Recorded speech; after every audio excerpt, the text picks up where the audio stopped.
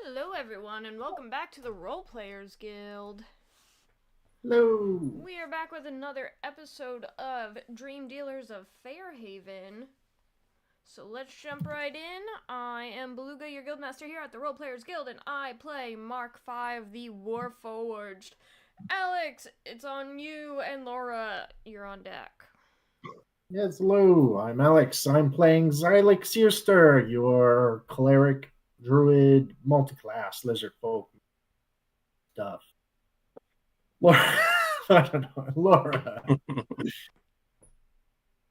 Laura, I'm playing Gilzaf, and they're not a gnome rogue. Yay, I'm so excited. I stole a thing last time. It was real cool, and now it's Beast Spouse's turn.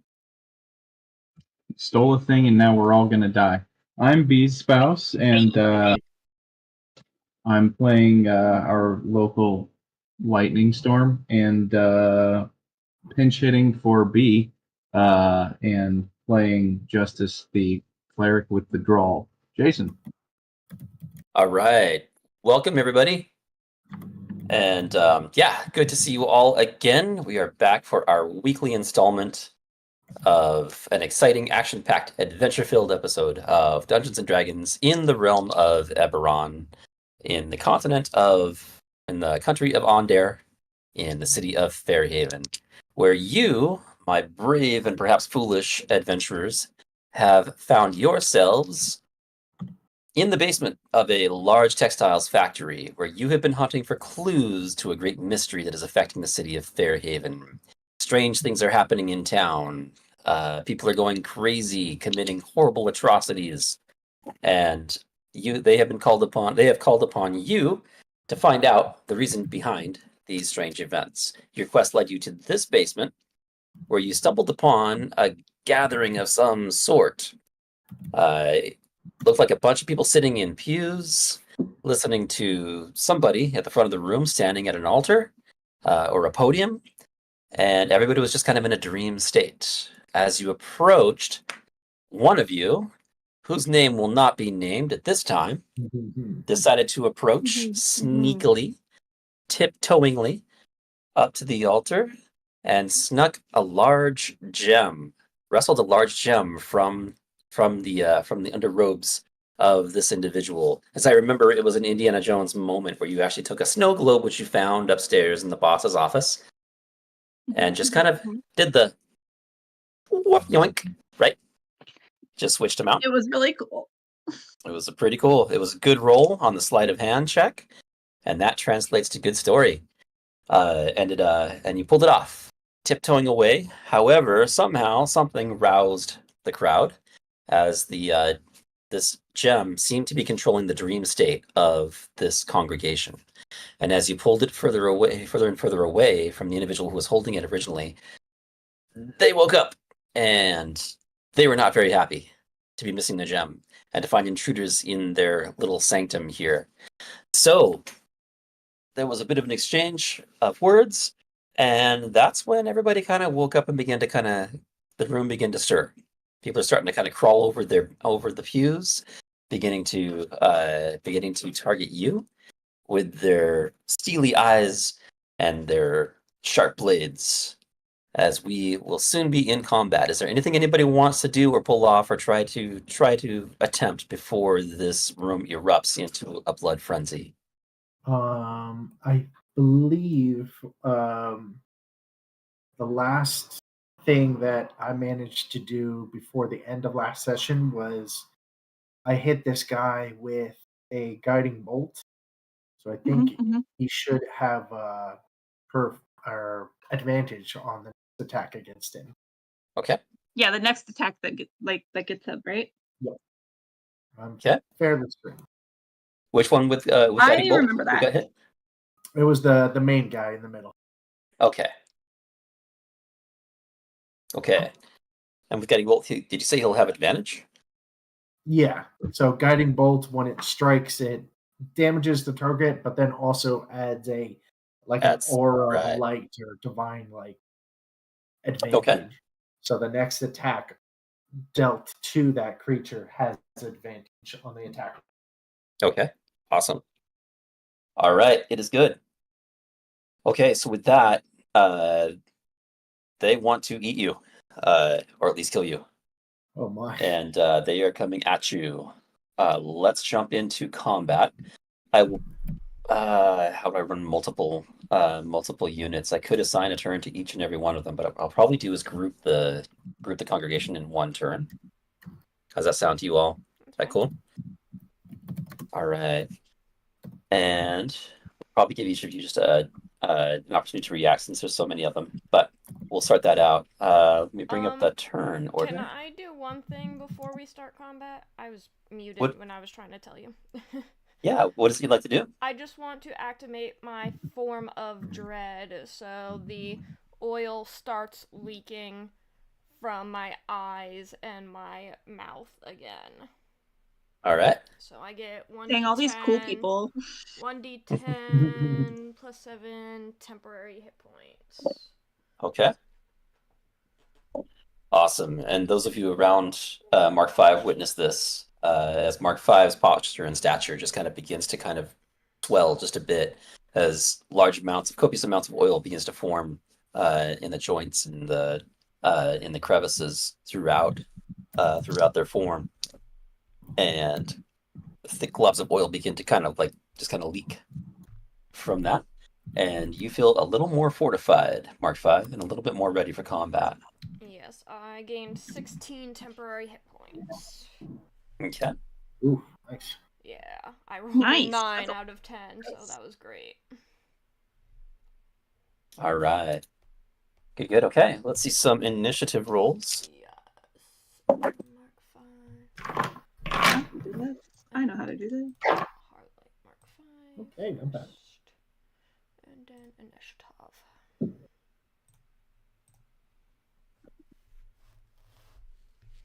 11 plus 4 is 15. Huh?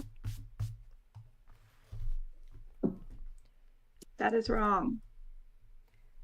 11 plus 4 is 16. 11 plus 4 is 15. Oh yeah, 15. sorry, I was thinking 11 plus 5. No, that was my bad. That's all right. I mean, I'll take a 16, but My brain is there. I promise. Wow. That was Justice is distracted and is planning on leaving us. I was literally thinking 11 plus 5 for some reason. All right. For his daughter, Right. I feel with a 3. Right. Let me refresh my memory a little bit. What all happened towards the end of last session? You stole the gem, wandered a bit to the back, right? Justice took the forefront. Is that right? Well, he was there anyway, and I think Elspeth blew that gem up with Firebolt. Okay. Yes. And the guy was like yelling at us a little bit, or we were yelling at him, and I was doing well, we don't know anything. Right. That wasn't like attempting to stop combat or anything. Right. Okay. But all right, you got it. Okay. Good. Okay, so with that, whoever it was that was standing at the podium seems to be kind of the ringleader of the group. Apparently, he steps forward, raises his hands, and he's got Justice targeted. And there's just like a searing swelling in the air immediately surrounding this person. The ground just beneath him begins to kind of crack, and these cracks start to kind of continue to form and begin to kind of arch and bend, moving further and further towards Justice. Justice, make a quick dexterity saving throw. In the meantime, DM, I have not been added to the initiative. Okay, I'll throw you in there. I also have a 19. Okay. Well, we have like 2 different eyes, I think. Okay. It's not in order. That's why. Okay, Zyla, give me a quick roll on a d20 real quick. I'm gonna add your initiative bonus. 8. An 8. Okay. So I'm gonna throw you in right under here.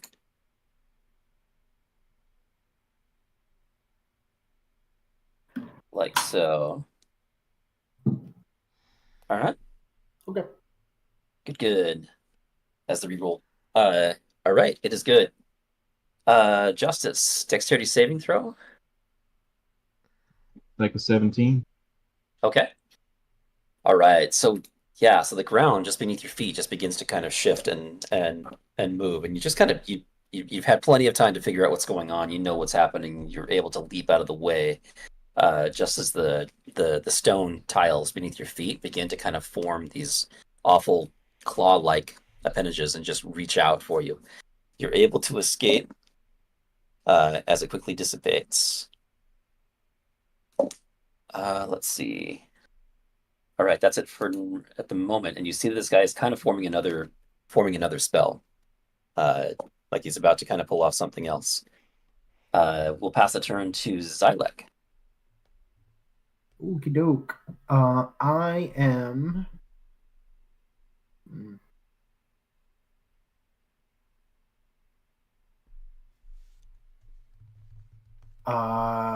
I am going to cast the spell Fairy Fire. Okay. Ooh. I can. I'm going to cast it right here in the center. Okay. And I'm going to need everybody to roll a dexterity save.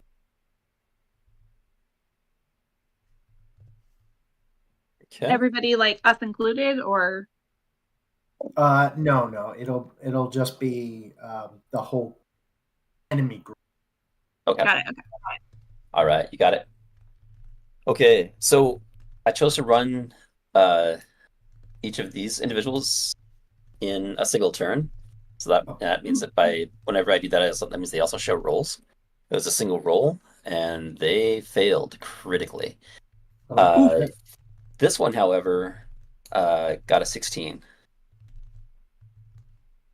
Okay, so he's only going to have advantage for that next attack, but everyone here is going to be highlighted with what looks like kind of like nature sprites or butterflies and other like swamp insects that are going to highlight and dance around each one of these targets. They all are shed with bright light, and every attack on them is going to be made at advantage. Okay, you got it. They are fairy fired, right? I would argue that for me, that would give me disadvantage on any attacks against them. I don't want to hit the butterfly. Well, it's not the butterflies themselves that you're attacking. It's it's just the enemies themselves. The butterflies are glowing around them and are like pouring light onto them so that they're like, it's they're like, over here. Yeah, there are butterflies, there's dragonflies, mosquitoes, all different kinds of swamp-like insects. Yeah. Tsitsis. Okay. Are there tsitsis? Are there what? Feces? TSE. They're very, very microscopic looking. I've never heard of swarm bugs. But if they're swarm-like bugs and they belong in a swamp, then yeah. All right. Oh, and lightning. Or fire. All right. Ooh. So they are fairy fired. Yeah, and they just kind of they're a little distracted by what's happening. As they they perceive this as well. They see little fireflies, dragonflies, swamp bugs, and feces flying all around them. Great. Excellent. Just got monkeys throwing poop everywhere. Right. Swamp monkeys. Mm-hmm. It is good. No, tsits, right? I think I've heard that before, actually. Yeah. Yeah, they're like, yeah. Like microscopic bugs. Okay. I'm also, as my bonus action, I am going to revert back into my starry form using my wild shape. And this time, you see a much more controlled, conscious shift into my ethereal star-like form. And anybody who's perceptive enough can see a lot of the constellations that start to like rearrange themselves in my body. You can start seeing a number of like chalices or cups forming in the outline of stars. So I will have that up. Okay. And that's my turn. Very cool. Okay. All right. It is good. Let's see.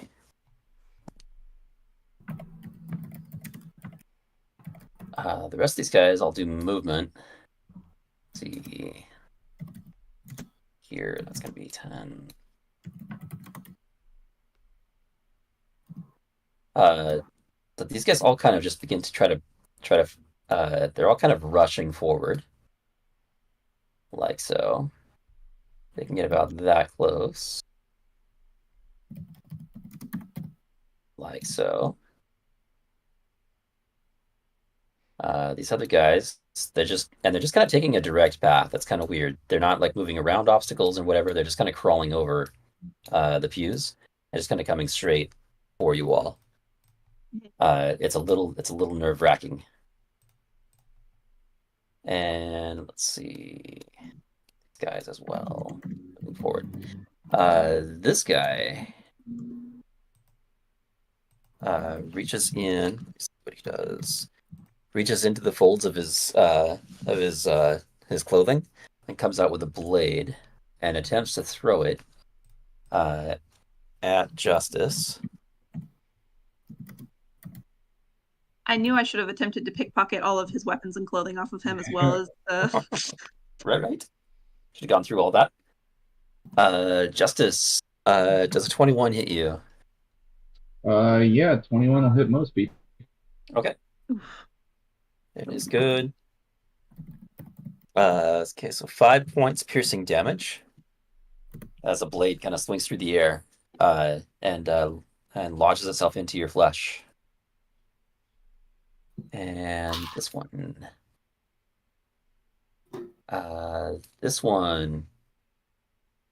They're still kind of moving forward, so you'll have about another turn before they're right up on you. Let's see. The rest of them, some of them do have some of them are just kind of coming out with just lots of different stuff. Some are coming out with sticks, clubs, blades, swords. But it's like a mishmash of weapons that they have. In fact, you see one guy with a pitchfork and another guy with a torch.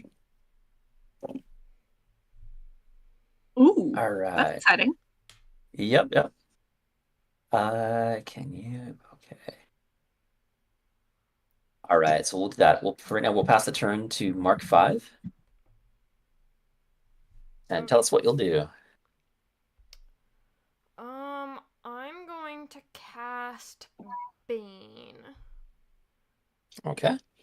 And I'm going to target this guy. I can target 3, 4, 5. Wait, hold on. 3, 4, 5, 6. I can target 6 people. So, is there like a 30 feet, which shouldn't be a problem. He is just in 30 feet. Okay. So I think I'm gonna target. So definitely this guy. Okay. I think these 3 guys.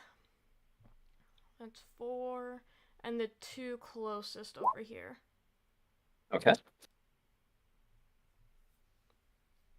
So with Bane, that is. Oh, they all have to make charisma saving throws. All right. DC 14. Okay.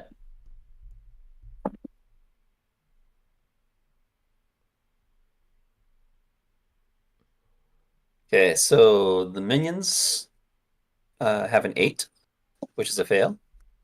And then their ringleader has a 16. Okay, so he's gonna pass, but the other 5 will have to roll a d4 on all of their attacks and saving throws and subtract that number.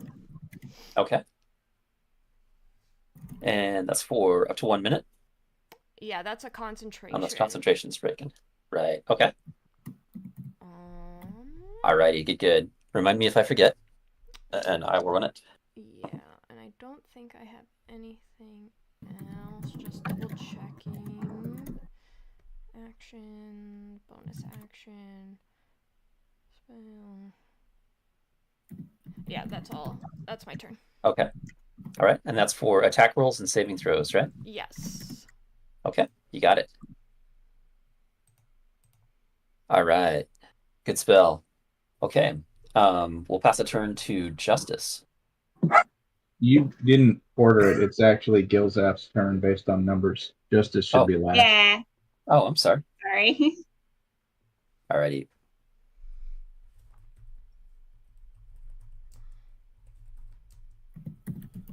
There we go. I think that looks right, right? Yep.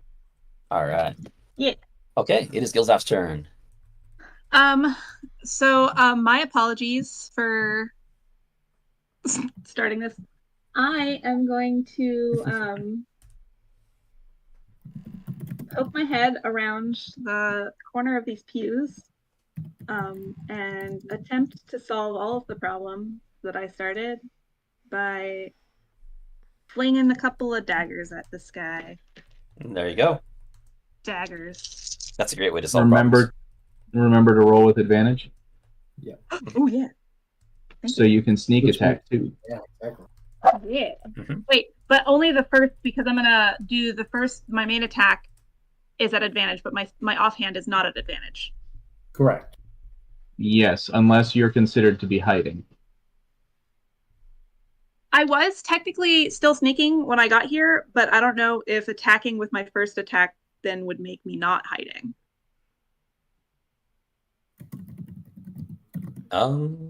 Sorry. Run that by me one more time. So like when I snuck back here. Uh-huh. Well, no, because I was yelling at him. No, I'm not hiding anymore. Okay. I mean, All right, technically the voice was just coming from behind a pew. He didn't know where I was, but yelling. Okay. Yeah, no problem. Okay. Oh. Okay. So I rolled one of my attacks. I forgot to designate in my head which one of these d20s was for which attack. So I have How many an 8, d20s did you roll? I rolled 3. 2 for my first attack and 1 for my Your bonus. The 20 is the 20 is the main hand. There you go. Yeah. Okay. 20 is the main hand. Cool. So then I have an 8 for the offhand plus 7 is 15. Math is hard. Okay. That's all right. That's a 15 to hit. Yes. Alrighty. Alrighty, swinging pass, and that is a hit. Yay. Okay. So actually, I have to roll All your sneak attack dice twice. twice. Yeah. So All right. real quick, roll them again. We'll just roll them all at once and then double the number. Oh, I could do that too. So I have 6. What? I said whichever's fine. It kind of doesn't really make a difference, I don't think, if I double it. So 6, 12,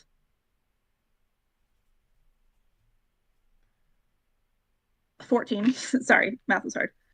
And then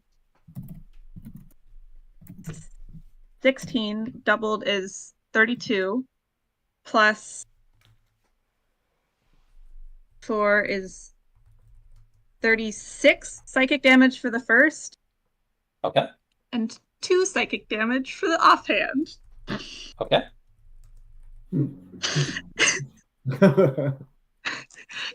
I did designate which dice were which for that. But... All right. All right. So yeah, it is good. That first hit is pretty devastating. As you all just kind of see this this person's countenance just kind of ripped open by this blade, and the other one is just kind of tink. And right. You may not eat my dice, buddy. And okay, good. Still up and going. Anything else on your turn, Gilzaf? I am going to use the remainder of my movement to get right back to where I was behind the pew. I will not sneak though, because I used my offhand or my bonus. Okay. All right. Good. I hope that helped a little bit. Okay, moving back into that position of hiding. He does follow your movement, but I mean, you kind of know how to zigzag and move between the shadows. So you're kind of hoping that maybe he lost you in that shuffle. But we will see.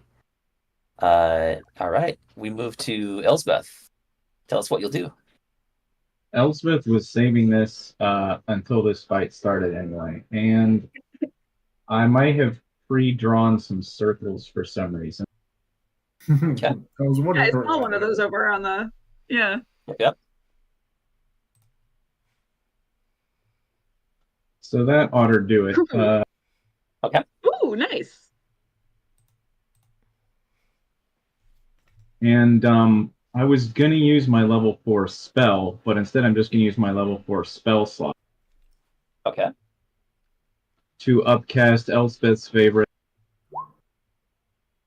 Ball Lightning, which is just fireball that does lightning damage. So Dex save 15. Whoever's baned gets that minus 1d4 on it. Okay, you got it. Fairy Fire is concentration, right? What's that? The Fairy Fire is concentration. Yeah. Like Yes. it's not just a one-time thing. That's fine staying in the back. Yeah. So I this love guy Sword has an Spell. 11. And that Yeah. is -4. Yes. Right? Minus a D4. Right. Yeah. -4. That was not a great roll. So 7. For the ringleader. And the others. Jeez, that's horrible. 7 minus. The others have a 4. I'm guessing that's gonna fail. Yeah, 15's the roll, and anyone who fails is taking 35 lightning. Okay. Let's see.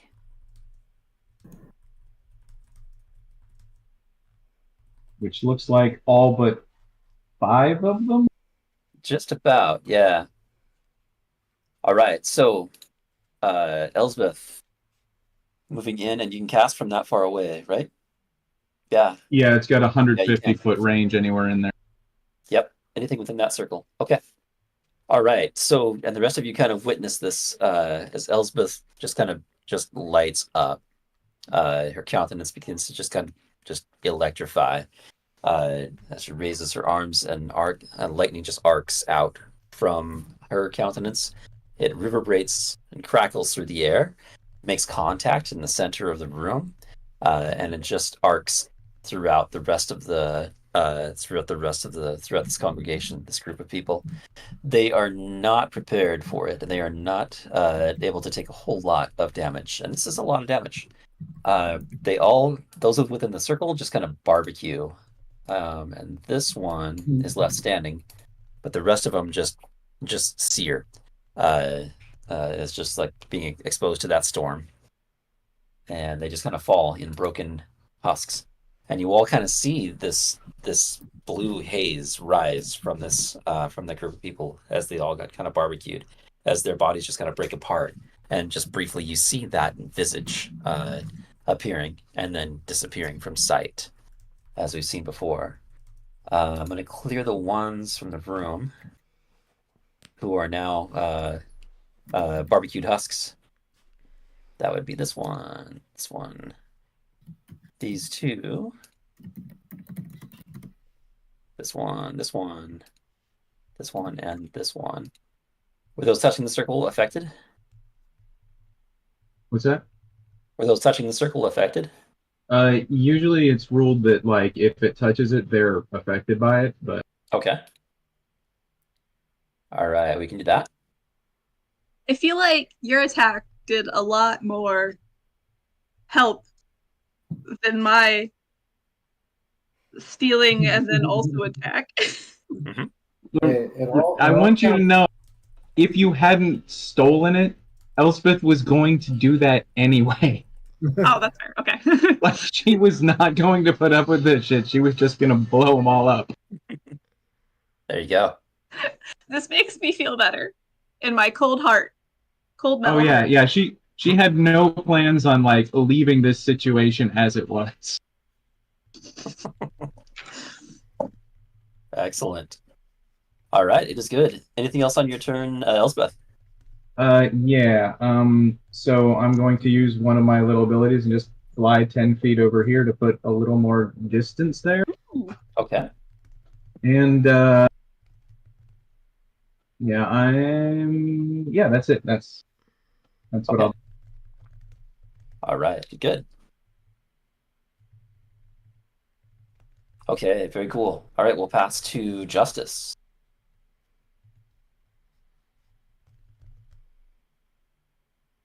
Justice, let's see, what's he got? I gotta figure out. Oh, right.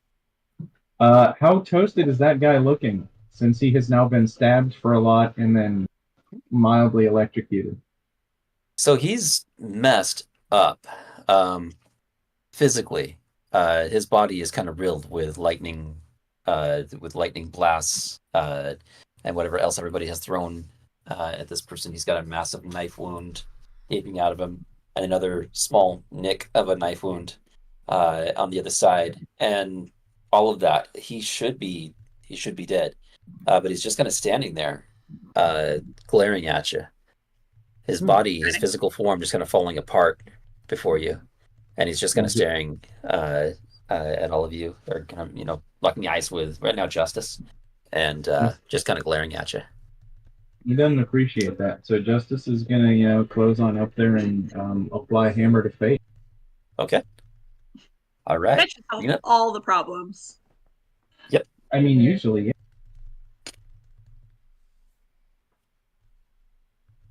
Okay, check levels. Elspeth is like our mom. Takes What's care that? of all of our problems. I said Elspeth is kind of like our mom, takes care of all of our problems for us. And then whatever she leaves He's not in the a dust. good parent. No, not at all. I'm not saying she is at all. But whatever she leaves in the dust, Justice kind of comes along and just whacks. This is how I imagine our parents. Is that first attack 11, second attack 23, right? Yeah, I'm assuming the Okay. first one missed. First one misses, second one hits. 6 points bludgeoning damage, right? Yep. Okay. And then, All right. Yes?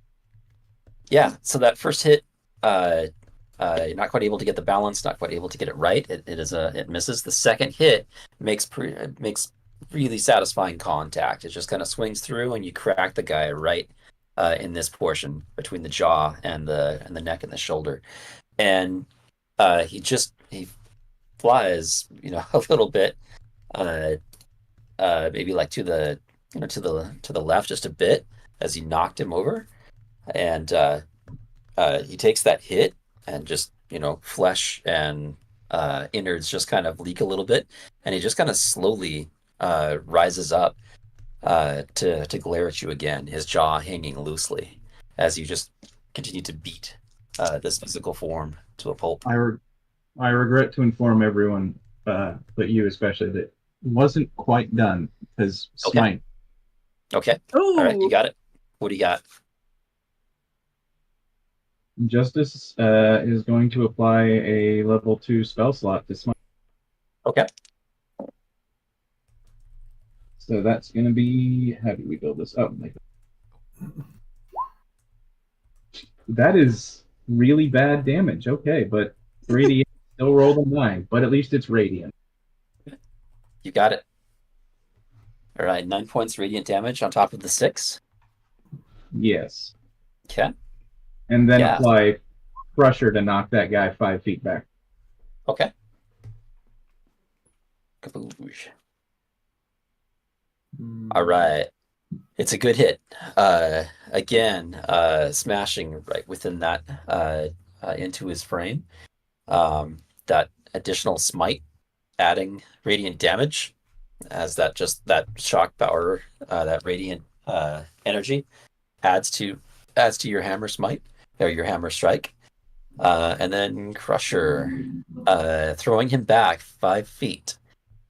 He's horribly damaged. Should be dead. And Justice is going to just slink back the remainder of his movement, which should put him there. Okay.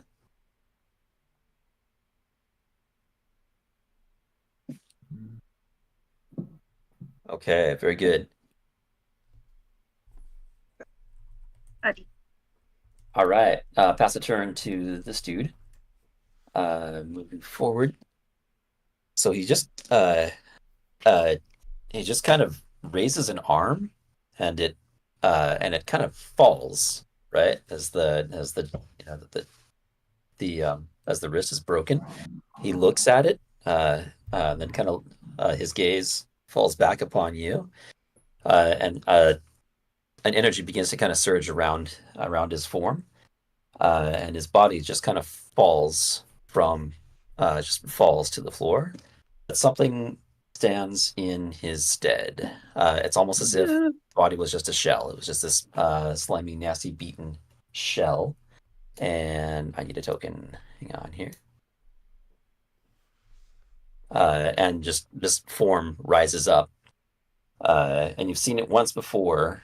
You saw one of the things upstairs, multiple eyes, huge torso, arms, claws, slithers on like a tail that ends at what looks like a pincher, small little appendages along the torso that look like small arms. Let's see here. See if my internet behaves for an upload real quick. Fingers crossed. Woohoo! And it's giant. And it's giant. Well, not quite. What size is this? Okay, yeah, it's medium. All right. PSA that I do have disadvantage on anything larger than large. Right. Alrighty. Yep. It's a medium. Let me see. And its movement. Okay. Alrighty. So with that, and just no sooner than you see it appear, it just kind of it fades out of sight and appears directly in front of you, Justice. Like so, and makes starts swinging away with its with these massive pinchers. Let me see. First one's a 16. Nope. Okay. And the second one is a 15. Nope. And a third swing. Good grief. This one's going to dice prison. Third one's a miss as well. But you had time to react seeing this thing come up, and it's just these massive pinchers that are just kind of swinging at you. And you hear this awful wail, this awful ethereal scream, a sound from which comes from something that's, not from the physical world. And with that, we'll pass the turn to Xylek. Okay.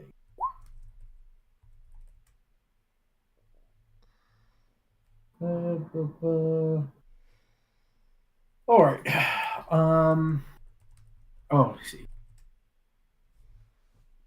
All right. I am going to. All right. So I am going to cast the spell Spiritual Weapon. Okay. What does it look like? So I'm going to have it appear right behind this creature. Okay. And it's going to look like a large, tree branch that has a stone axe at the end of it, like a very rudimentary, caveman-like weapon. And the axe head is made out of chipped stone. Okay. So it's very primitive looking. All right. So that's going to be, it gets to attack immediately upon casting. Okay. Hang on a second. I'll bring you a token. Oh, yes, please. I'm casting that at second level. So it could be 1d8 plus 5. Okay. Ooh. Controlled by Xylek. Spiritual weapon. Okay. And let me rotate that real quick. There you go. So you should have control of that token right next to you. Ooh. Wing. That's going to be a 23 to hit. No, 24 to hit. Okay. 24 is a solid hit on this creature. All right. So I'm going to do 6 damage. Okay. So that is my bonus action. Okay. For my action, I am going to cast. Where to go? Stop moving. I am going to cast. Oh.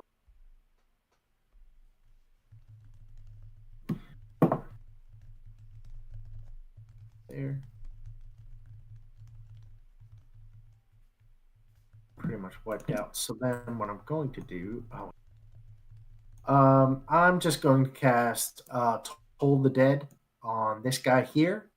Okay. He needs to make a Wisdom saving throw of 16.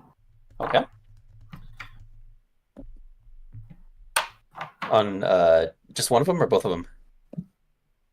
Just one of them. It's a one target. Okay. All right. It's a 15 on. So that's going to fail. Okay. Has he taken damage yet, or is he? He's not. He has not. Okay, so that's still just going to be 2d8 necrotic. Okay. 9 points from necrotic. Alrighty. All right. Casting Toll the Dead. You hear this thunderous bell in the background. Yeah. And then and suddenly the flesh of this creature begins to kind of erode and die. Yeah, taking 9 points necrotic. The bell sounds more like a frog or a toad croaking. Right? Yeah. With some reverb and echo effect, right? Yeah. All right. And that I want this bell. It is good. So these guys still all have advantage on them. Okay. Yeah, that is it. Oh wait, does this have spiritual weapon? It's not concentration, so good. Never mind. Okay. Yep, that's my turn. All right. Good. Okay. These guys, what are they doing right now? Okay, they'll spring. They're kind of crawling over these benches. I was going to say taking a nap. Yeah, well, they were. But someone stole their dreamy gem and woke them up. I guess. Let's see. This one will attempt to throw. What's he carrying? Okay, he's gonna hang back. That's about as close as I can get right now. Okay, yeah, they're gonna wait. They're gonna hold off for a bit. We'll pass a turn to Mark 5. All right. So I think it's Eldritch Blast time. Mm-hmm. I would argue that all time is Eldritch Blast time. Probably. Dinner time? Do you mean Eldritch Blast time? Mm-hmm. While I eat food? Just saying. There you go. Let me just double check how many rays I have. Okay, I only have 2. Oh.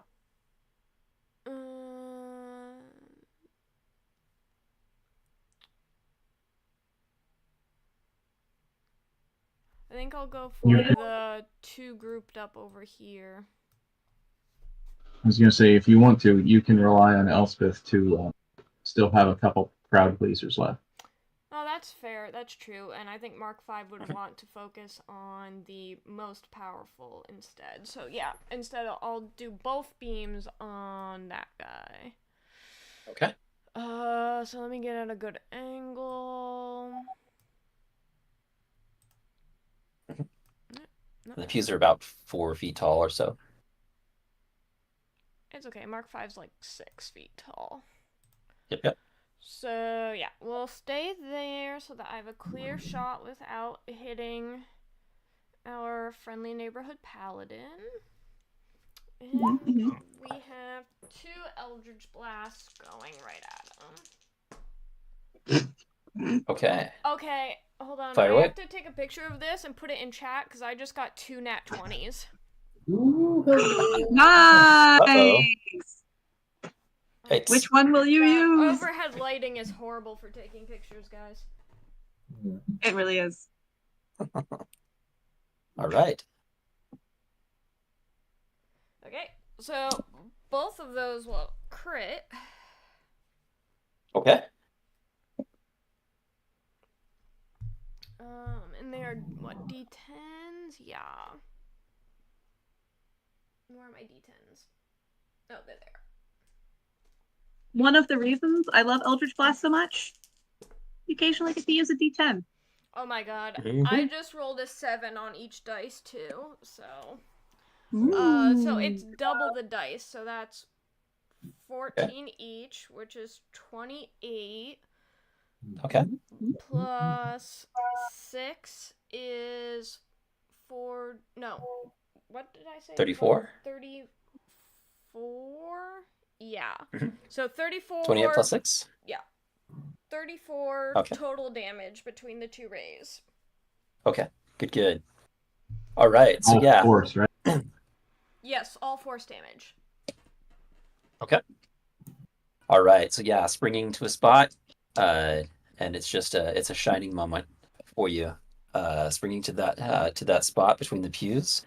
You line up your target and let loose with those 2 beams. They sizzle through the air and just pelt your target, burying their ghostly energy deep into its nasty flesh, dealing 34 points, force damage. Kaboom, kaboom. Oh, yeah. It screams in response, and the sound just kind of echoes almost in your memory. All right. It is good. Anything else on your turn, Mark 5? Duh, I don't think so.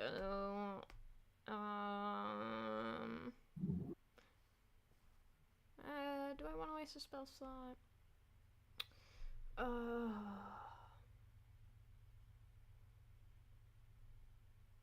No, I don't think I'm gonna bother wasting a spell slot.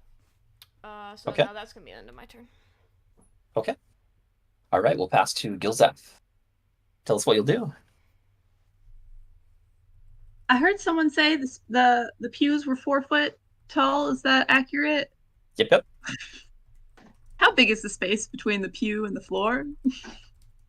I don't know, maybe like 1.5 feet, 2 feet ish. Why? How tall are you? 1 foot 6 inches. There you go.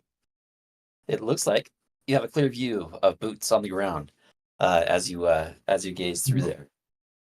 Oh, what did I? Where did I move it? I did not mean to move it.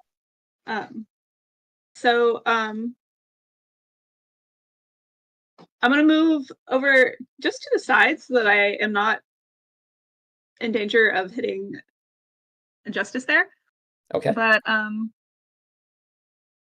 I am going to attempt to dagger the beast again. Okie doke. Only 2, well, actually 3, because we're doing only 2. All right. Offhand and main attack. We're gonna do it again. See if we roll a little bit more than 2 damage on our offhand. Okay, so I rolled a 14 on my main. Yeah. 14 is a miss on this creature. And I critically failed my offhand. Okay. Critical fail. Yeah. How much damage does Justice take? Hey, I moved. Maybe something else happens. If you rolled a 1. Okay. Yeah, Justice is pretty close. Hard to see. And I'm you're so like sorry. you're underneath the pews, right? I'm underneath the pews. I'm like shooting them off from my palms. Okay. Right. You just give Justice a migraine I probably did. I'm so with sorry. the psychic damage. 4 psychic damage. 4 point psychic damage. All right. Well, we'll see.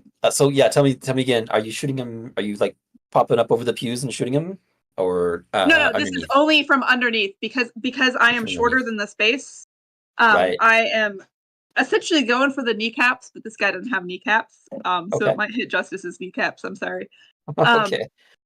But All right. and they are my psychic daggers, so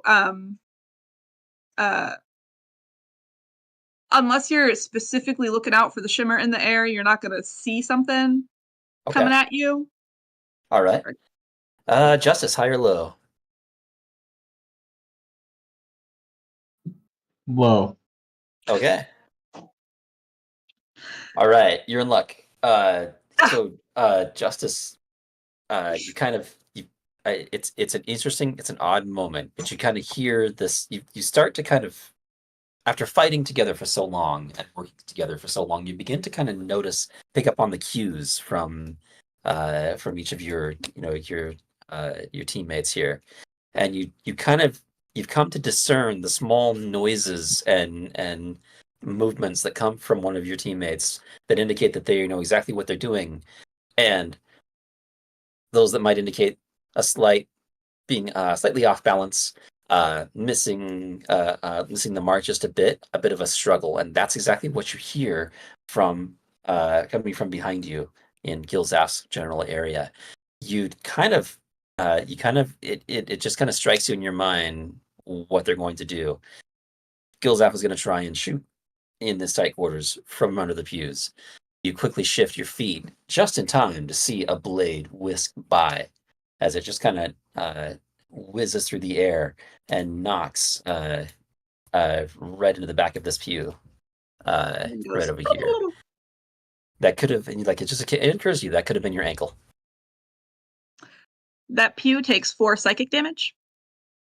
That pew has a heck of a headache. Yes, indeed. Also, I just want everybody to know that this was the dice that gave me that 20 yesterday, or last week. And it failed me. Uh-oh. Yeah, dice are fickle friends. They are. Sudden but inevitable betrayal. Indeed. Mm-hmm. Curses. Mm-hmm. All right, anything else on your turn, Gilzaf? I'm good. Okay. All right, we'll pass to Elsbeth. What's that? I was just gonna say I'll friendly fire more of our party members next time. All right, we'll be ready. Right? It is good. Elsbeth, tell us what you'll do. Well, and you might have noticed I have moved another circle onto the board, a smaller one this time. Okay. Elsbeth and her because circles. That is the area of effect that we're using here, and we are going to surprisingly not convert that one to lightning this time. All right. But Elspeth is... What's that? Said I don't think this is a lightning church. You're gonna have to convert them to something else. I'm letting it be thunder. Thunderation, if you will. Okay. So good old Shatter, that's a con save, DC 15. Okay. And are those... Well, no, I think we killed all the Baned ones, didn't we? Because those were the closest guys? No. Oh, Bane. Sorry. Mark 5. Oh, sorry. Spaced out. Yeah, it's... I think all of those guys are dead. Yeah, me too. I thought so too. But So yeah, DC 15 con save for these guys. Alrighty. All right. So, these two fail. And the main guy passes. Or saves. Half damage on that guy then, so 10 thunder, and then 20 thunder for those two guys. Well, okay. Actually, let me. And then, are we still under the minus D4 piece? Is that No. Bane? Yeah, Okay, Yeah, that's that was right. Bane. All those guys That are was dead. Bane. Yeah. Okay, I gotcha. You got it. Okay. Yeah, sorry. What was the damage on these guys? 20 thunder for the little guys, and then half that for anyone who's safe. All right, you got it. Minus. Unless it's an inorganic creature. Right. Well, sort of. Tell me about that. What does that mean? A creature made of inorganic material such as stone, crystal, or metal has disadvantage on the save. Okay. Yeah, it is not. It is neither stone, crystal, nor metal. I think weirdly fleshy dream creatures probably aren't that kind of inorganic. Indeed. And Yep, that yep. other pew that is totally in the circle as well. It says creature, not object. So. Although it's a non-magical Right. object, so yes, it does take it. So we do blow up half of that pew. Alrighty. Nice. Yep, yep. Yeah. You see a sign on the side of the pew. This pew belongs to the Jebson family for their fine donations to the Church of Love. Just before, as you finish reading it, you see the pew just kind of shattered, and that whole quarter of the pew just shatters into pieces. Unfortunately, the Jebson family will have to find a different place to sit this Sunday. Mm-hmm, mm-hmm. Assuming They should any really- of them are alive, Right? Mm-hmm. It could be one of the people that was asleep. could be several of the people. Diane. Could Yeah. be. A whole family of people. Right? They should really invest in pews made from Ted John's neighbor, Right. John Ted. Ted. Jedediah Thomas. Jedediah Theodore? Yeah, that one. Right? Yep. Jedediah Theodore pews. For fine seating at your gatherings. Those are all the other pews except that one. That's why it blew up. Right? That's why it blew up. Yep. It makes sense. Anything else on your turn, Elspeth? No, I think that'll do for her. All right. We pass the turn to Justice. Tell us what he'll do. Justice is a simple creature, and so is the thing in front of him. He has a hammer that has been known to be a solution to all sorts of problems. Alrighty. Swing away. There will be smiting action if one of these hits, just as a heads up. All right.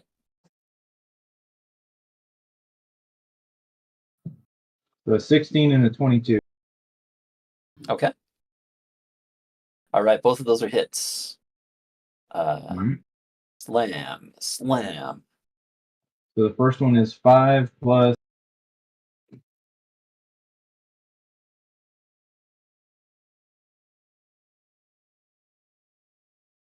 plus 7 radiant. Okay. 12 radiant, 12 points total. And then the second one is just 8 bludgeon. Okay. And he will again knock that guy back 5 feet. Okay. He now sharing the space with the spiritual tree branch. Spiritual tree branch, Nice. knocking it back into it. Does that special weapon have corporal form? Would it be pushed by this creature? Yeah, I doubt it. Okay. Yeah, Yeah, I don't think it has Spiritual, corporeal. you can't even like attack him or anything. So Okay. Yeah. Pushing this way. Spectral weapon. Well, within range. they Yeah, should be so- able to share a space, really. I think. Yeah. Okay. And All then right, it is good. Justice is gonna skedaddle back right here to control the space. Okay. You got it. All right. Anything else on Justice's turn? Nope, he's done all he can do. Okay. All right. We move to Xylek. Does this creature have an initiative? I don't think he's in there. Oh, did you delete Uh, your? Yeah, because where'd he go? he technically would have been before me at Okay. 19. Right. Did he? Where'd he go? Oh, I we think switched you out the may have tokens. He had a deleted it when 19. you I replaced deleted. Yeah, when That's you right. switched out the tokens. Okay. Yeah, you're right. Hang on just a sec. Add a turn. There we go. Add a turn. Doing whatever. Adds a turn. Right. There we go. Okay. I forgot to play my next turn. I don't know what he's doing. He starts dancing. Okay. Here we go. Okay, so let me see who's in his sight. Justice is the one kind of slamming him with the hammer, and the caster in the back is obviously a threat. The caster in the back. What? No. I've done nothing. You should hide away. behind some pews. Right? I think my she is as lizard best she can. That is true. Running up to Justice reaches forth. We'll do so 2 attacks with the claws, and then something else, but we'll see. That's gonna miss. The second swing. There we go. That's a little better. 21 to hit. Yep. All right. Finally, one of these claws makes contact, and it just kind of swings, and turns. It is 12 points, bludgeoning damage, dealing an additional 5 points psychic damage, 17 total. Actually, hang on. Never mind. Never mind the psychic damage. So just 12 points, bludgeoning. Wow. Sorry. There's something else that happens in order for that for the other damage to take effect, which it might now. It rears back on its tail and it begins to kind of shake, and quiver a little bit, and then it lets loose with something that invades the mind. Actually, sorry, not the mind. Invades the body. Reaching forth, see if it will try to. It'll see if it hits you. Okay. Yeah, no, that's a miss. Okay, never mind. Sorry, anticlimactic. Thought it was gonna be cool, but it's not. All right. We're imagining that it was cool in our heads. Right. It tried to strike, but the dice did not tell a strong story. And that'll be it for this thing. We'll pass to Xyleg. Okay. I am going to step up behind Justice, and I'm going to cast Cure Wounds. Where'd my other D8 go? There it is. Mm-hmm. I got hit for quite a bit that round, so I'm going to do it at 2nd level. Right. What am I going to do? I'm going to do a 2nd level. No, we'll do it at 2nd level. So 2d8 plus 5. Ooh, nice. That's 14 points of healing. Nice. Is anybody else hurt? That pew is? Well, corporeal creatures. So Gilzeth, Elspeth, or Mark 5. Are any of you guys hurt at all? Haven't been touched. Okay. Shucks. Well, that's a good thing. I didn't try to deliberately hit a friend. Yeah. So when I'm in my chalice form of my star form, whenever I do a healing spell, I can heal somebody else within 30 feet of me for a D8 plus 5. So that's all why I was asking. Okay. But that's my action. As my bonus action, I will I will control my spiritual weapon and attack this guy. Gonna be 1d8 for spiritual weapon. Yeah, so it's plus 8. Yep. So that's a 23 to hit. That is a hit. 10 points of radiant force damage. Okay. All right. Guiding your spiritual weapon into its vicinity. Once again, preparing the hit and striking it for 10 points force damage. And then I will move off to the side. Okay. That's my turn. All right. Very cool. We'll pass to these guys. They're gonna. Let's see. Did those guys survive that 20 thunder damage? They were not in the vicinity at the time. Well, those two were. Right? They were, huh? Did it? Is that where it was? Yeah, that's what that pink circle was. Wait, yeah, they did. Sorry, my bad. Yeah, they're not looking so good. They took 20 points of damage. But yeah, I knew the other guys got yeah very much incinerated with the lightning. So with the lightning. Yep.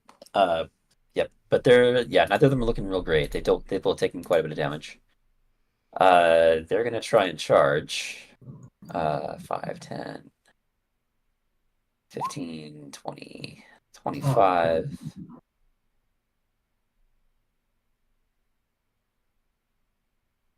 And this one, 5, 10, 15, 20, 25. This one comes out with a club and tries to hit Justice. And misses. I should start rolling in software. I better get better rolls. And that's, let's see. Yeah. And then the other two are going to hang back. It's almost like they're waiting for something. And we'll pass to Mark 5. All right. Eldritch Blast worked just fine before. So Eldritch Blast will probably work just fine again. I'm just double checking that I don't want to do anything else instead. No. Because it's always Eldritch Blast time. It's always Eldritch Blast time. Alright. Roll another 2 blasts. Okay, this time they were not nat 20s, but it is 17 and 19 on the dice, plus 6 to both of those. Okay. So, yeah, those are both hits. Are you rolling at advantage for... Wait, are you attacking these guys or the main guy? Main guy. Oh, okay, no. Okay. And damage on those? Not as good. Let's see.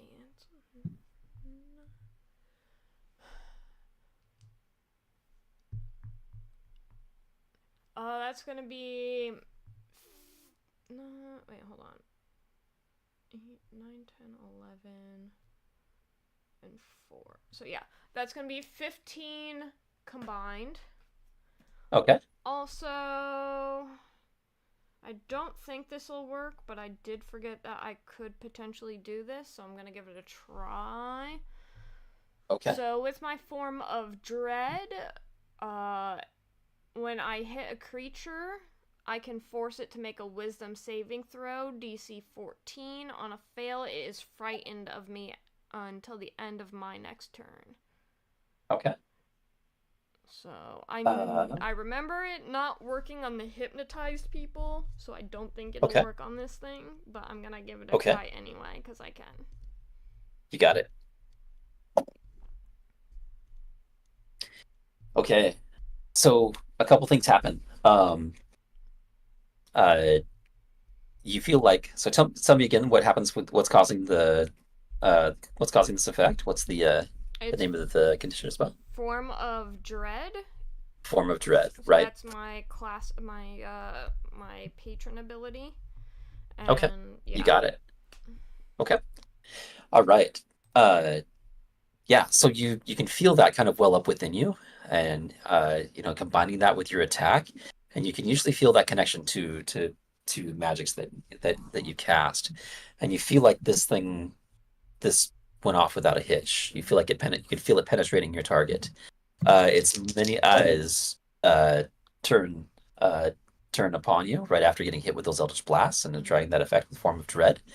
It just kind of it stares at you, and you just hear this awful voice within your subconscious, and it's something to the effect of, "Fool, I am the fright. I am the fear."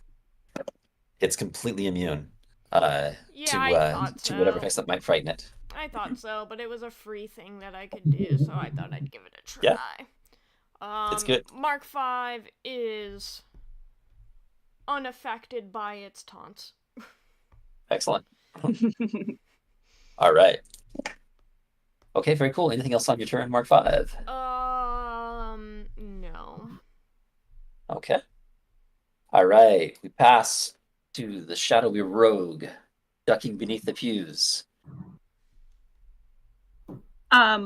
So I would like to point out that last time I believe I rolled a critical fail because I was incorrect on my height. I'm not 1'6", I'm 2'6". Okay. So you that might was have hit your head, the universe. Right? Yeah, that was the universe telling me you can't actually see through the big pews. Okay. So I am going to 1, 2, 3. Bad idea. 1, 2, 3, 4, 5, 6. That's 30 feet, right? And then, so I'm out of Elspeth and Xylex's line of sight there.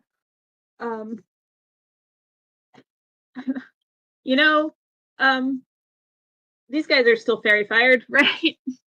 Yeah. The 3. So yeah, I'm gonna let the other people handle the big guy and just take out that guy right directly in front of me. Okay. That has an arrow going through him. Okay. I mean, you can still get sneak attack on the big guy, so. Yes, I can, because Justice is standing next to him. But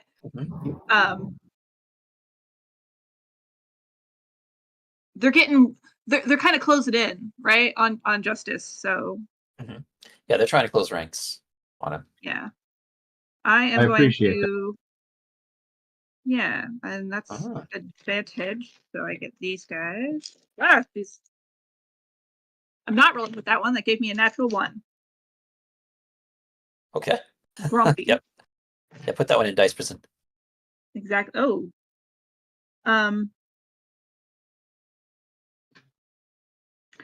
I have a 15 to hit. 15 to hit? Yes. Okay, so all right, so letting loose with that, raising your hand, letting go with that psychic blade, and it makes contact with your target. It is a hit. Haha. So that guy absolutely does not see it coming, probably. I don't know. He could be looking out for spectral daggers shooting out from palms. And takes 15, 25 plus 4 is 29 psychic damage. Okay.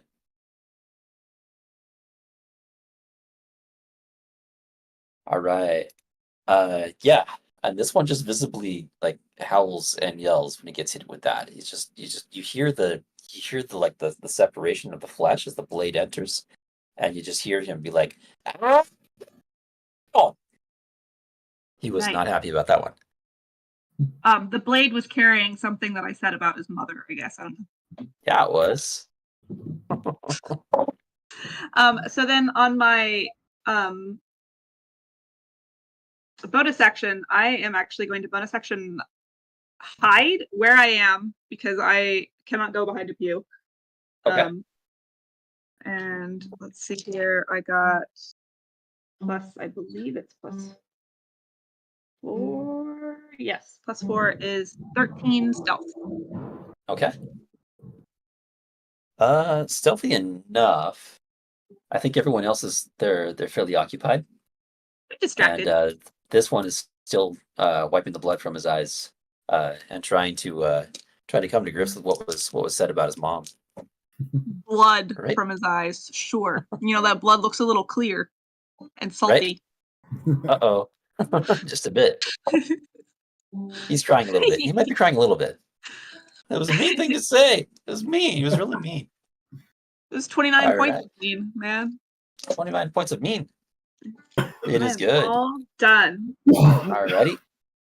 We pass the turn to the lightning caster in the back.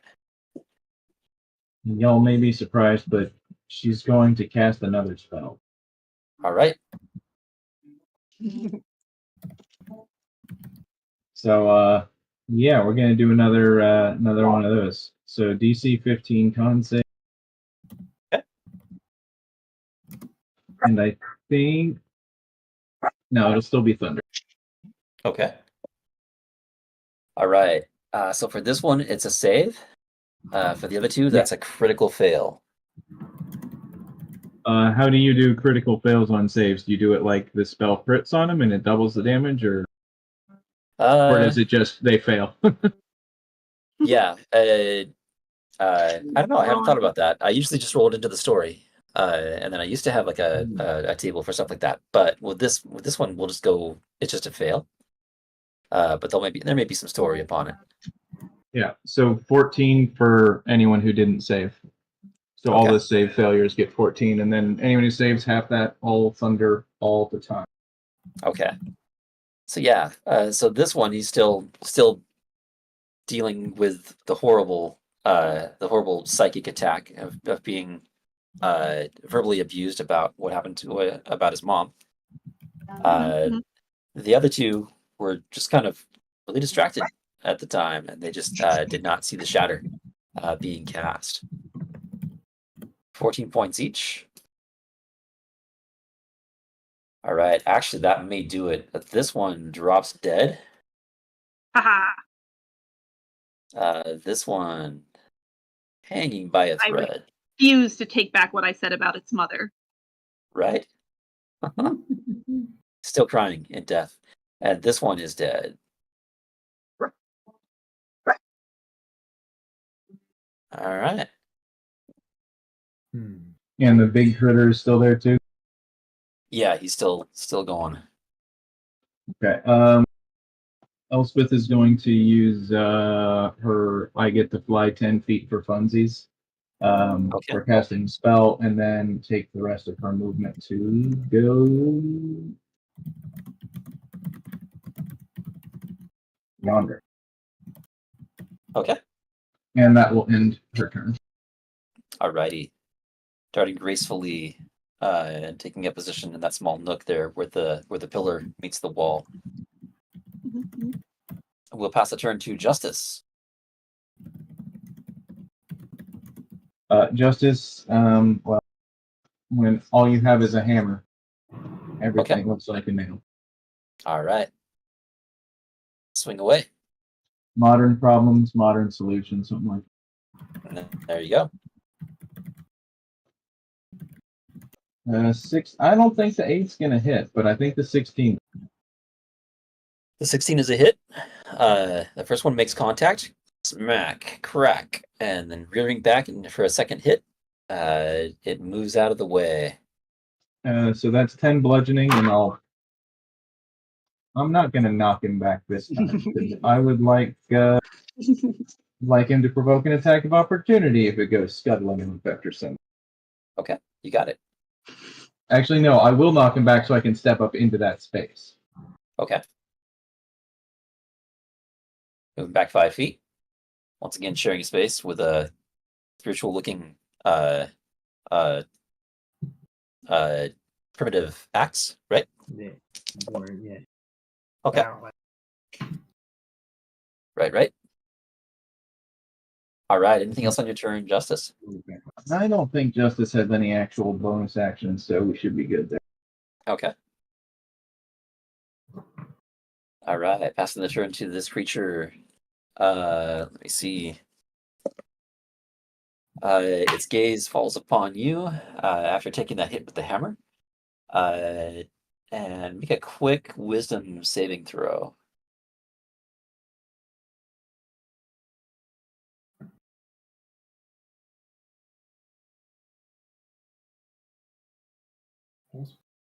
$22. 22. Alrighty. All right. So yeah. Let me see.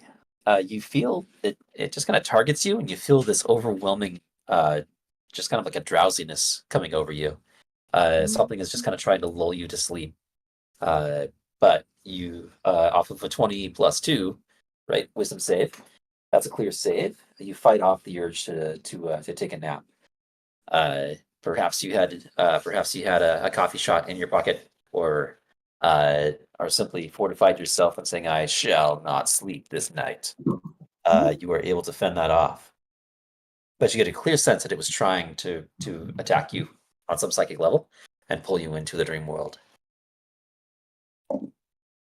Didn't we suffer that thing earlier with the other one upstairs? Yeah. Kind of, yeah. Yeah, I think that Justice survived that time and saw when he got bit. So Yeah. And you push back. The only thing I learned is to not hit your friends. Right. Won't knock them out of it. Oh, for that reason. Okay. Yeah. Right. Only that reason. Okay. Yep. All right, that's what it's got right now. We'll pass the turn to Xylek. All right, bonus action. I'm going to use my spiritual weapon. I'm going to use it. Well, yeah, I'll use it on the main guy. Okay. Yeah, main guy. Okay. Ooh, that's a natural 20. Okay. But I only rolled a 1 on the dice, so yeah, it sucks. So it's 7 points of force damage. Okay. And then I need it to make a wisdom saving throw 16 as I'm going to cast Toll the Dead. Okay. It does save. Right.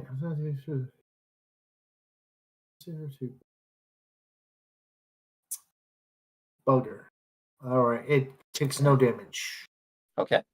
All right. So this echoing frog sound kind of just echoes throughout the chamber, right? And it can see it sees it coming, and it's just able to kind of push itself forward very wisely. I mean, as it was a wisdom saving throw. Yeah. All righty, good. Anything else on your turn, Xylek? That's it. Okay. All right, good hits. This guy wants to try and hit Justice. It's a feeble attack. I rolled a 4. Justice, you just kind of see this. You feel this rush of the air whiz past your ear as you turn to see that this creature just tried to hit you, and it was a feeble attempt. How dare you? It missed terribly. He's up to the left there. We'll move to Mark 5. If I might ask, how hurt do either of these creatures look? This one's hanging by a thread. This one looks pretty messed up. Still in control of its faculties. Still able to kind of move about and target and make attempts to attack. But its body is just wrecked. This one, you're not sure, because when this thing emerged, it looked just as gross and disgusting as it does now. It's clearly damaged, but you're not exactly certain. It's definitely taken some damage, though. Alright. I don't have a good angle at the other guy, and I just want to get this main guy dead. So, we're going with another Eldritch Blast. Yeah, another Eldritch Blast. Alrighty. 2 beams shoot forth. Oof. Both of them are going to miss. Okay. Oof. Both of those were 2 on the dice. Okay. They're like, Not I quite gave critical you fails. too much already. All right. Not quite critical fail, so Justice isn't going to take any ghostly beams to the head just yet. Thank goodness. Yeah, so they like sizzle past your target, and rip into the wood and the stone in the background. Okay. Same Anything else pew on your or a turn? different pew? Actually, same pew, right? Because you're right in line with that one. As you further destroy that poor family's, what did we name them? That poor family's pew, right? Definitely not Jedediah, because that's the name of the pew Jepson. maker. Jepson. Thank you. Like Right. Carly. Is it Carly Rae Jepsen? Like Carly Rae, right? Yeah. Wasn't that the She one? had Yeah. the yeah, she had the song about like dropping her phone in the pool, right? And Call Me Maybe. That one, yes. I don't know about the other one. I think it was the same What are song, the kids listening to these days? I don't know. right?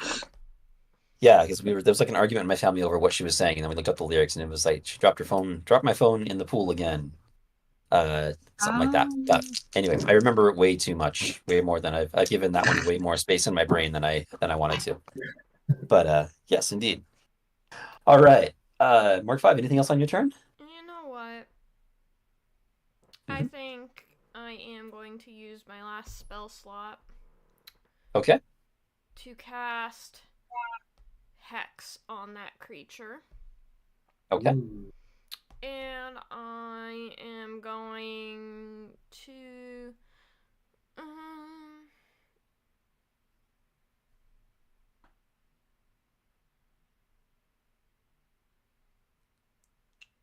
also choose one ability. When you cast a spell using a third or third, you maintain your concentration for up to 8 hours. Oh, okay. So choose one ability. When you cast a spell, the target has disadvantage on ability checks. I'm gonna do Strength. It has disadvantage on Strength ability checks. And anytime I hit it, I deal an extra 1d6 necrotic damage on top of the force damage. Okay. You got it. All right. So yeah, forming that incantation in your mind, and you can see it take effect on this creature. It is hexed. Strength checks. Yeah. Anytime you damage it, it'll be more, right? Yeah, it'll be. So if I keep using Eldritch Blast, then it'll be the force damage that I deal to it on top of a d6 worth of necrotic damage. So it'll be 2 different types of damage. Okay, sounds good. Alrighty, it is good.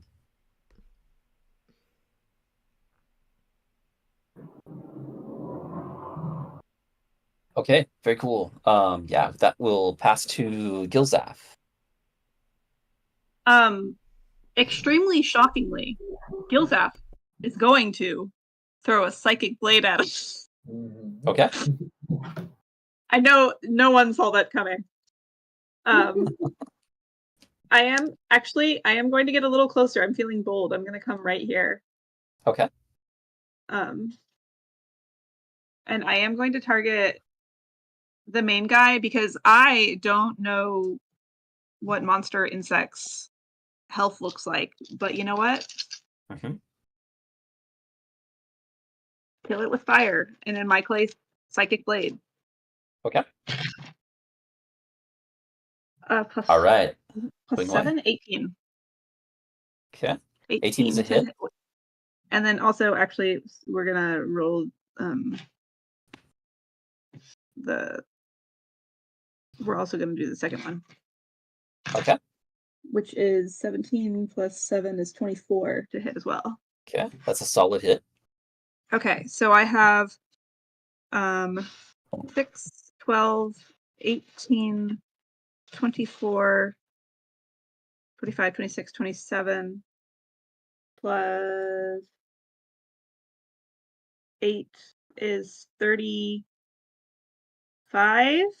psychic damage in total. Okay. Sneak attack, eh? And I keep meaning to ask this, but there was that guy a while ago that just wasn't taking my psychic damage as hotly as I would prefer it to.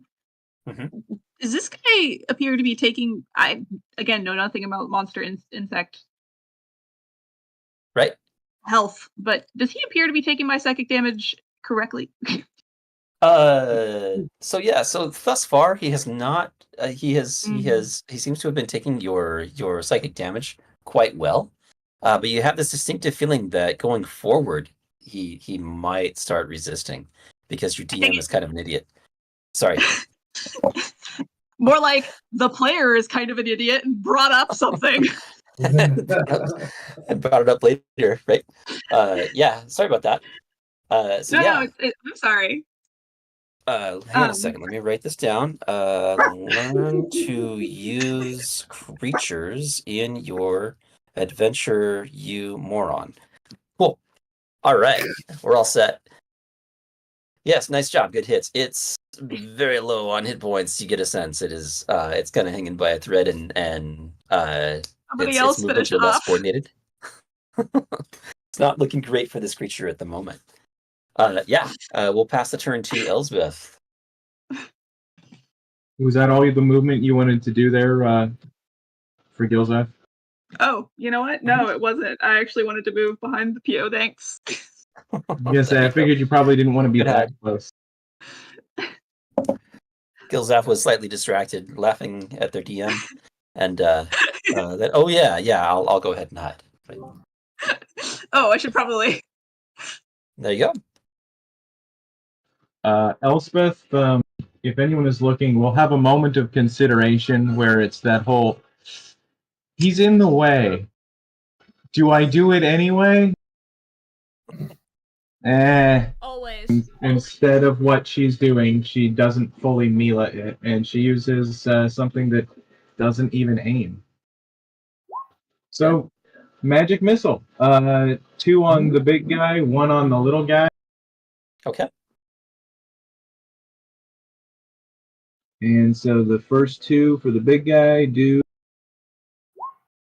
a total of 6 force damage. Okay. And the little guy takes 4 force damage. Okay. All right. So the 2 that hit the big guy, they bury themselves within its frame.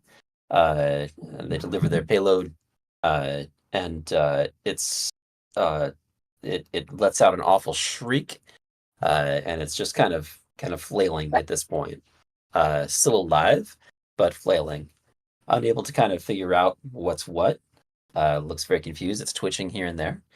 The other guy gets hit with a single missile and dies immediately. The flesh falls, and you see that awful aberration for just a moment as it kind of rises up and then disappears from view. Okay. I would have cried if he'd become another full health monster. Right? Putting that out there in the universe. I know, right? I'll just throw that on you all. It's like endless creatures within creatures, right? Just like Russian doll creatures. I would have just given them back all of the shards of the Lucidia stone that Elspeth blew up and said, I'm gonna leave now. Yeah, yep. Here you go. Glue it back together. And yep. Now that one's dead. Falls lifeless on the floor. All right. And the one that remains is just flailing right now. It's kind of like moving around in circles. Justice, you're pretty sure you'd have advantage if you were to strike it right about now. Well, Elspeth's done, so. Oh, sorry. Yeah. Justice. No, yeah. Justice. Uh-huh. Justice is gonna do the shocking. You said. So imagining. I'm pretty sure.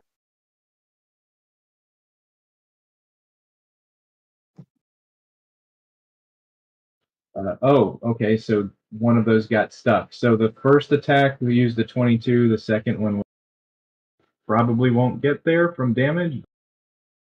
Okay. First one does 6 bludgeoning. Okay. And if it lives, 9 bludgeoning. Okay. Yeah. 2 quick hits.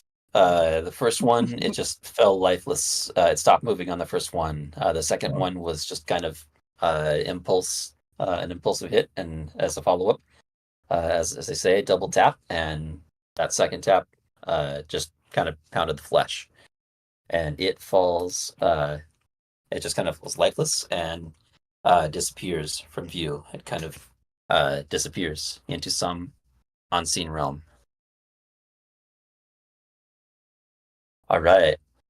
And each of you kind of have that moment where you kind of exhale.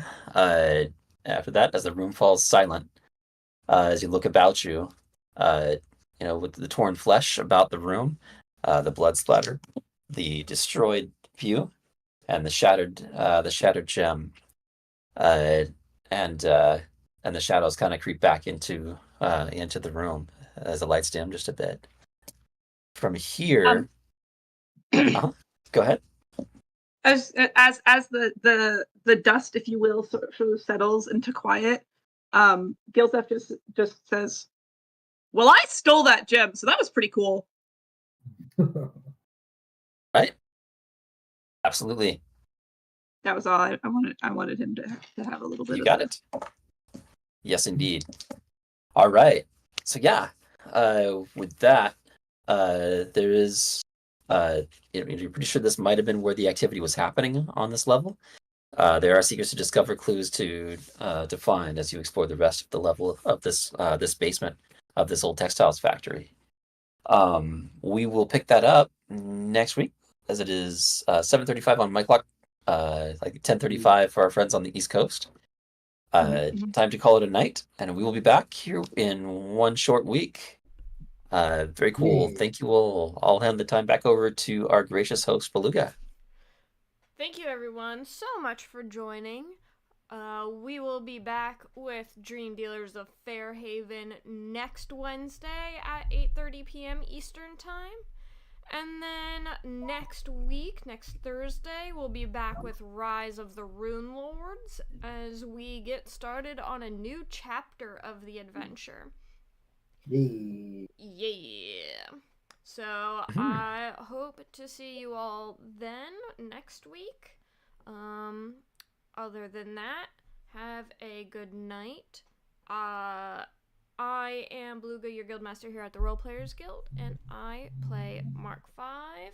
Alex, to you with Laura on deck. Yes, I'm Alex. I'm playing Xylix Searster, the cleric druid multi-class. Laura, it's all you. I'm Laura. I was playing Gilzaf, the auto gnome soul knife cleric, and also this is Captain and Helix Specs. You hear that? Yeah, you lick Specs. And now it's Beast Spouse's turn. I'm Bee's spouse, and I was playing Bee's paladin, Justice, who hits things with a hammer, because that's what he's got. And I was also playing Elspeth, who provided exactly what she was built to do, which was death by lightning storms. Jason. Yeah. All right. As always, a pleasure to play with you all, and so great to be able to do this again. And we will be back in one short week. Same bat time, same bat channel. Thank you all so much. Thank you, everyone. Have a good night. Bye, everyone. Good night. Good night. Bye-bye now.